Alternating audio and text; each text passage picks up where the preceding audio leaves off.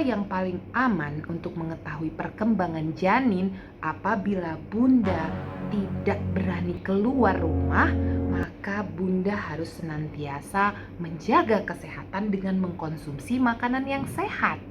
Nah,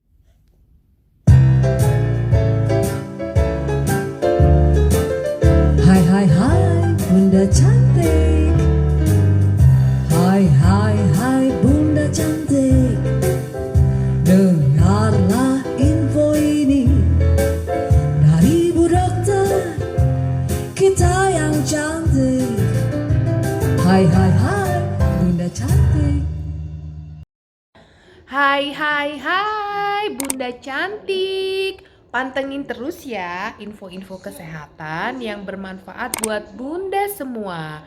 Dan jangan lupa di-subscribe dong. Oke. Hai Bunda cantik. Apa kabar hari ini?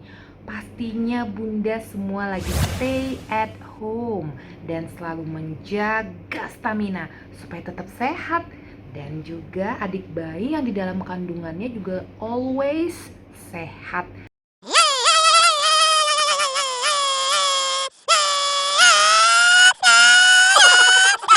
Jadi Bunda dan adik bayi selalu together sehatnya.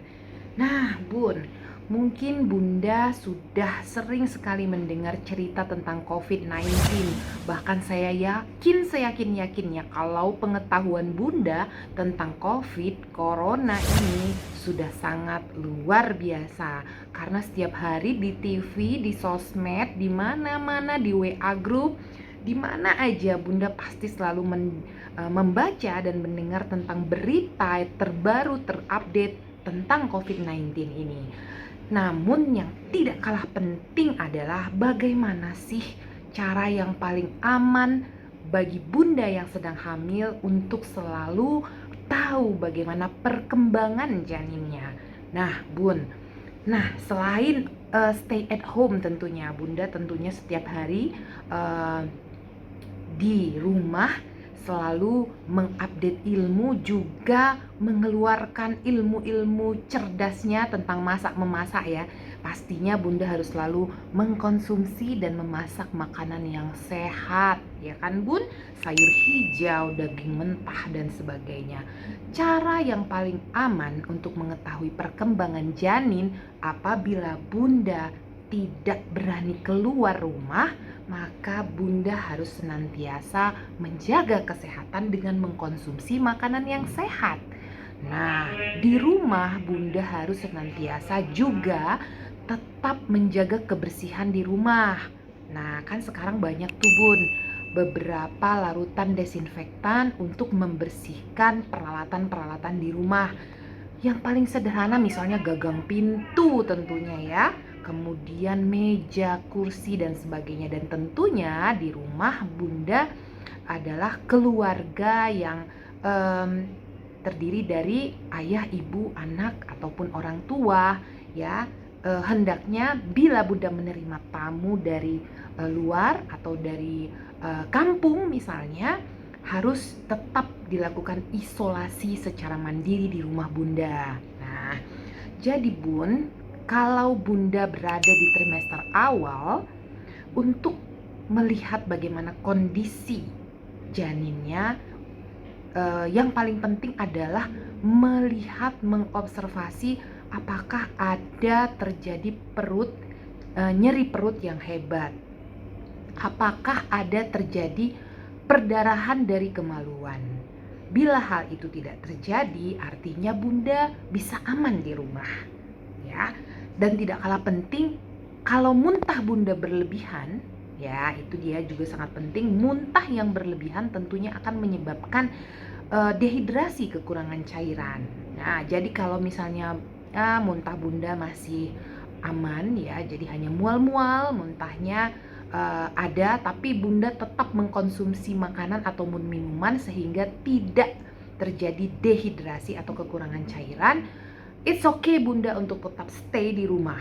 Apabila Bunda tidak mengalami nyeri perut yang hebat selama trimester awal, dan juga tidak mengalami perdarahan dari kemaluan pada trimester awal, it's okay Bunda untuk tetap stay di rumah. Namun apabila Bunda mengalami muntah yang hebat sehingga Bunda merasa lemas, atau terjadi perdarahan kemaluan atau nyeri perut yang luar biasa, walaupun Bunda sudah melakukan telemedicine dengan dokter namun tidak merasa ada pengurangan, maka sebaiknya Bunda harus ke rumah sakit. Ya, tapi apabila hal-hal tersebut tidak Bunda dapatkan, Bunda masih aman untuk stay di rumah. Itu yang pertama. Nah, kalau trimester 2 Bun, trimester 2 itu umumnya adalah zona yang paling nyaman karena di sini gangguan saluran pencernaan umumnya tidak terjadi, kecuali misalnya pada trimester 2 Bunda bisa mengalami perdarahan dari kemaluan juga, mungkin karena letak atau posisi plasenta atau uri-uri tidak pada tempatnya. Nah, bila Bunda mengalami perdarahan yang hebat, perdarahan dengan warna darah yang segar, itu boleh Bunda pergi untuk konsultasi ke rumah sakit melalui IGD karena itu merupakan suatu emergensi dalam suatu kehamilan di trimester 2. Nah, apabila hal-hal tersebut tidak Bunda temui di trimester 2, artinya Bunda harus tetap stay di rumah. Tapi jangan lupa ya Bun, kalau Bunda pergi ke IGD untuk hal-hal yang emergensi, tentunya Bunda always memakai masker, boleh masker kain ataupun masker medis. It's okay, yang penting tetap memakai masker dan menjaga physical distancing-nya. Nah, berikutnya yaitu di trimester 3. Nah, trimester 3 ini tentunya keluhan udah mulai muncul Bun. Misalnya, ya susah tidur pada malam hari, perutnya berasa nyesek, ya kan, karena perutnya tambah besar, ya kan. Kemudian nyeri-nyeri di daerah tulang panggul, tulang belakang, tulang kemaluan. Wah, itu semua adalah keluhan di trimester akhir. Nah, di trimester ini yang paling penting adalah mengevaluasi atau melihat bagaimana jumlah air ketubannya melalui USG. Oke, kalau Bunda merasa harus stay di rumah untuk menunda konsul dengan dokter, boleh, tapi Bunda harus tetap melihat bagaimana pergerakan janin setiap hari. Nah, itu dia Bun, karena air ketuban yang sedikit tentunya bisa mempengaruhi gerak janinnya. Ya, janin tentunya kurang aktif bergerak. Itu harus Bunda rasakan dengan cara ya menilai bagaimana gerakan janin. Sebaiknya Bunda menilainya itu dalam 1 kali 24 jam setiap hari itu di waktu yang sama. Misalnya Bunda menilainya per 2 jam. Hari ini jam 7, besok juga jam 7, ya, jam 9, jam 11 dan seterusnya. Nah, setidaknya dalam 24 jam Bunda harus melihat ada 10 kali gerakan janin di dalam kandungan. Apalagi yang paling penting yaitu apakah ada keluar lendir darah dari kemaluan. Nah, bila ini terjadi, kita kan sudah pernah ya cerita tentang bagaimana membedakan apakah ini suatu keputihan, lendir serviks dan sebagainya. Apakah ini juga darah misalnya. Bila terjadi keluarnya lendir darah, bisa jadi ini adalah keluarnya lendir yang berasal dari mulut rahim. Dan ini adalah salah satu tanda dimulainya proses persalinan. Nah, itu juga penting. Dan yang tidak kalah pentingnya adalah Bunda bisa menilai apakah ini air ketuban atau tidak. Karena bisa saja awal mula dari proses persalinan adalah pecahnya air ketuban. Nah, itu dia Bun. Apabila terasa mules itu seperti apa sih Dok? Karena saya ini hamil anak pertama. Oke, mules itu, kontraksi itu, nyerinya itu seperti nyeri haid Bun. Nah, pasti dong Bunda pernah merasakan nyeri haid, ngilu-ngilu gitu di daerah bagian bawah perut, ya kan? Cuman nyerinya semakin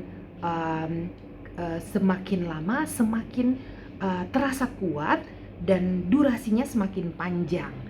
Nah, itu adalah salah satu tanda proses masuknya ke proses persalinan. Dan apabila Bunda mengalami gerakan janin yang kurang, keluarnya, pecahnya air ketuban ataupun keluarnya lendir darah atau terasa kontraksi, itu Bunda boleh langsung ke IGD. Itu adalah suatu hal yang sifatnya emergensi. Tetapi bila tidak ada, artinya di trimester akhir Bunda masih boleh stay di rumah. Nah, boleh saja berkonsultasi dengan dokter dengan cara telemedicine. Untuk saat ini kita memang harus lebih selektif untuk menentukan dan memutuskan apakah saya baik untuk keluar rumah atau tidak, karena COVID-19 ini masih terus saja penyebarannya berlangsung waktu demi waktu. Nah, itulah beberapa cara-cara yang aman untuk Bunda agar selalu bisa memantau kesehatan dan perkembangan janinnya.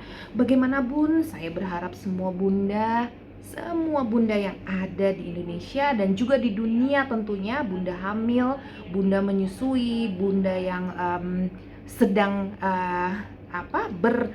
bekerja, yang sedang di mana saja, tentunya dalam keadaan sehat walafiat, dan semoga saja wabah ini terus kita berdoa agar Allah segera menghilangkan wabah ini dan kita kembali lagi melakukan aktivitas dan beribadah tentunya seperti dulu lagi.